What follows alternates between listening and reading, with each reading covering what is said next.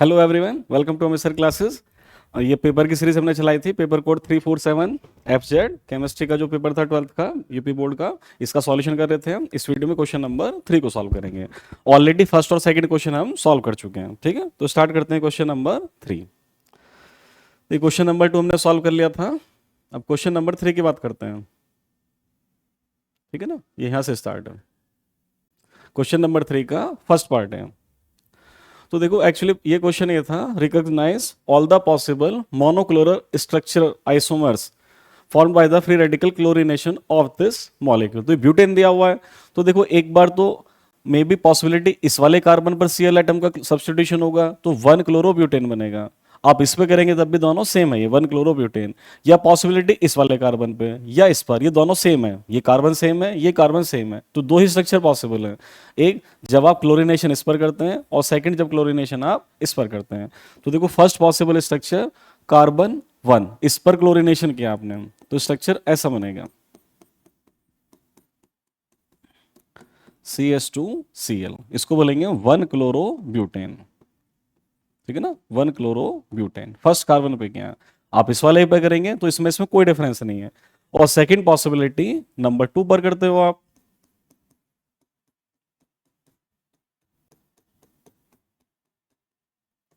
This is called 2 chlorobutane, 2 chlorobutane. तो एक simple सा क्वेश्चन था, जल्दी से कॉपी करो। कार्बन 1 पे किया तो 1 क्लोरोब्यूटेन, कार्बन 2 पर किया तो 2 क्लोरोब्यूटेन, ठीक है, कर लिया होगा। अगला क्वेश्चन देखते हैं। हाँ, phenol shows acidic property but ethanol is almost neutral. Phenol जो होता है वो एसिडिक होता है। एक्चुअली इसका बहुत वेल डिफाइंड रीजन है। आप देखो फिनोल का स्ट्रक्चर ऐसा होता है, बेंजीन रिंग पर ये एक H को हम हाइड्रोक्सिल ग्रुप से रिप्लेस कर देते हैं, ठीक है। तो एक्चुअली आप ये भी देखो, एसिड क्या होते हैं, एसिड होता है जो H प्लस डोनेट करता है, यहां से H प्लस को निकलना है। और देखो ये जो H आयन यहां से निकलना चाह रहा, वो किस सेट H है, ये सारा का सारा एक इलेक्ट्रॉन विड्रॉइंग ग्रुप है। तो H का निकलना इजी होगा, बिकॉज ये जो ग्रुप है फिनॉक्साइड आयन जो बनेगा यहाँ से, वो इलेक्ट्रॉन विड्रॉइंग नेचर होती है। तो H प्लस के जाने के बाद एक स्टेबल फिनॉक्साइड आयन बनेगा जो रेजोनेंस से स्टेबलाइज होगा, तो H प्लस का निकलना ईजी होगा, बिकॉज ये सब क्या है, ये इलेक्ट्रॉन विड्रॉइंग नेचर है इस ग्रुप के। This is electron withdrawing group, correct है। तो अभी लिखेंगे in phenol H is attached to a electron withdrawing group, that's why it shows acidic property. But in case of ethanol देखो situation क्या है, यहां पर ये जो H को निकलना है, ये जो ग्रुप है this is electron releasing group. Ethyl group जो होता है कैसा होता है, इलेक्ट्रॉन रिलीजिंग ग्रुप होता है। तो एक्चुअली इसकी वजह से क्या होगा, H प्लस का निकलना बहुत ही टफ हो जाएगा। H प्लस अपने इलेक्ट्रॉन यहां पर छोड़कर H प्लस आयन बन के जाना चाह रहा था, बट हुआ क्या, ये भी इलेक्ट्रॉन दे रहे हैं, तो इलेक्ट्रॉन इलेक्ट्रॉन तो रिपेल करेंगे ना, तो ये इलेक्ट्रॉन इजीली नहीं छोड़ पाएगा, that's why it shows almost neutral property, ठीक है। तो ये इसका रीजन था। Next question.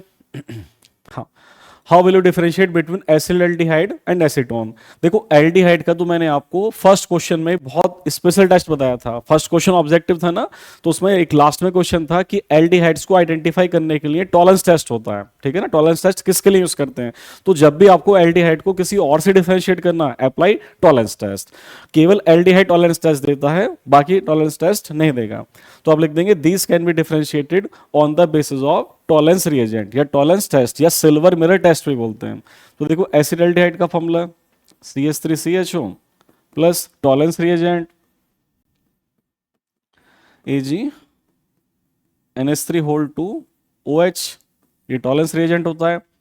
डाई अमीन silver first hydroxide plus H2O, ठीक है। और यहां से एल्डिहाइड किस में कन्वर्ट हो जाता है, एसिड में, CH3COOH, ठीक है। एल्डिहाइड का एसिड बन जाता है। बाकी यहां से सिल्वर मिरर फॉर्म हो जाता है, प्लस 4NH3 और प्लस 2H2, ठीक है। ये सब रिएक्शन होता है इसमें, 4NH3 प्लस 2H2, ठीक है। हाँ, और फिनो एसीटोन के साथ रिएक्शन कराएंगे इसकी, तो नो रिएक्शन। आप लिख देंगे acetone plus all this equal to no reaction. केवल एसिड एल्डिहाइड इस रिएक्शन को देता है, ठीक है, वो लिख नहीं रहा हूं मैं। आप लिख देंगे CH3COCH3, ये एसीटोन होता है देखो, और बस इतना दिखा दो, टॉलरेंस रिएजेंट, यही टॉलरेंस रिएजेंट है, देन नो रिएक्शन, यहां से कोई भी रिएक्शन हमें नहीं मिलती है, तो इससे डिफरेंशिएट हो जाएगा। लिखो जल्दी से। टॉलरेंस टेस्ट से हमने इस तरह से इसको डिफरेंशिएट किया हुआ है। This is the differentiation between aldehyde and ketone. Acetone इस रिएक्शन को नहीं दिखाता है, ठीक है। चलो, अब उसके बाद एसिडोफिनॉन एंड बेंजोफिनॉन। एक्चुअली इनमें डिफरेंशिएट करते हैं आयोडोफॉर्म टेस्ट से। आप लिख देंगे acetophenone and benzophenone can be differentiated on the basis of iodoform test, ठीक है। इसमें येलो पीपीटी बनता है आयोडोफॉर्म का, CH3 का। अब देखो इस रिएक्शन को केवल ये एसिडोफिनॉन ही दिखा पाता है ना, C6H5COCH3, जहां पर अल्फा कार्बन पे 3 हाइड्रोजन होते हैं, वो इस रिएक्शन को दिखा पाता है। हम यूज करते हैं 3NaOI, सोडियम हाइपो आयोडाइड। पूरा वर्ड लिखेंगे सोडियम हाइपो आयोडाइड। तो देखो क्या क्या बनता है। एक तो यहां पर सबसे पहले एक तो 2NaOH निकाल दो अलग। देखो 2NaO, वो तो यहां तक है, H यहां से चला गया, प्लस यहां पर एक हो जाता है COONA, ठीक है। तो बचा क्या, वो यहां पे बना देंगे। अब देखो एक ONA तो यहां पर आ गया, COONA, दो ONA यहां पर चले गए, ठीक है। एक H यहां से, दो H यहां पर आ गए, बचा यहां पे CHI3। इसी को बोलते हैं iodoform. This is called iodoform, और इसका येलो पीपीटी आता है, ठीक है, येलो पीपीटी, CHI3 आयोडोफॉर्म। और जो बेंजोफिनॉन होता है, बिकॉज उसमें अल्फा कार्बन पे 3 हाइड्रोजन्स नहीं होते हैं, इसलिए उसमें कोई रिएक्शन नहीं आती है।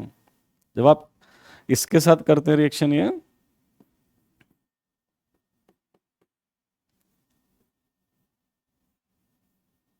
ठीक है, ये एसिडोफिनॉन के बाद बेंजोफिनॉन लिया हुआ है, तो ये कोई भी रिएक्शन नहीं दिखाता है इस रिएजेंट के साथ में, नो रिएक्शन। तो इस तरह से दोनों को डिफरेंशिएट कर पाएंगे हम। करो जल्दी से कंपेयर, ठीक है। तो आयोडोफॉर्म टेस्ट होता है जो एसिडोफिनॉन को बेंजोफिनॉन से डिफरेंशिएट करता है। एसिडोफिनॉन रिएक्शन को देता है, जबकि बेंजोफिनॉन इस रिएक्शन को नहीं देता है। इसमें CHI3 यानी कि आयोडोफॉर्म का येलो पीपीटी फॉर्मेशन हो जाती है, ठीक है। अगला क्वेश्चन इसका नेक्स्ट पार्ट। अगले पूछा हुआ what is the difference between nucleoside and nucleotide. तो इसके लिए ना आप थोड़ा ऐसा स्ट्रक्चर याद रखो। इसमें एक तो होता है एक्चुअली,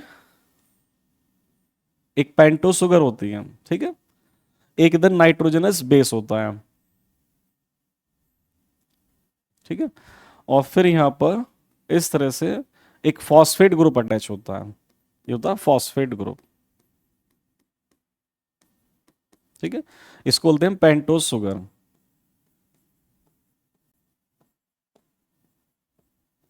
और ये हमारा nitrogenous base, this is the nitrogenous base.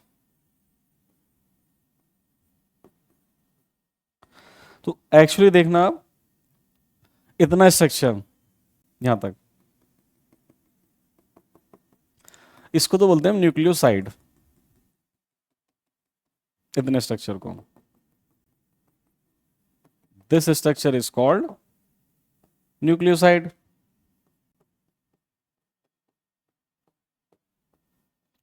और जो कंप्लीट स्ट्रक्चर है, दिस इज कॉल्ड न्यूक्लियोटाइड।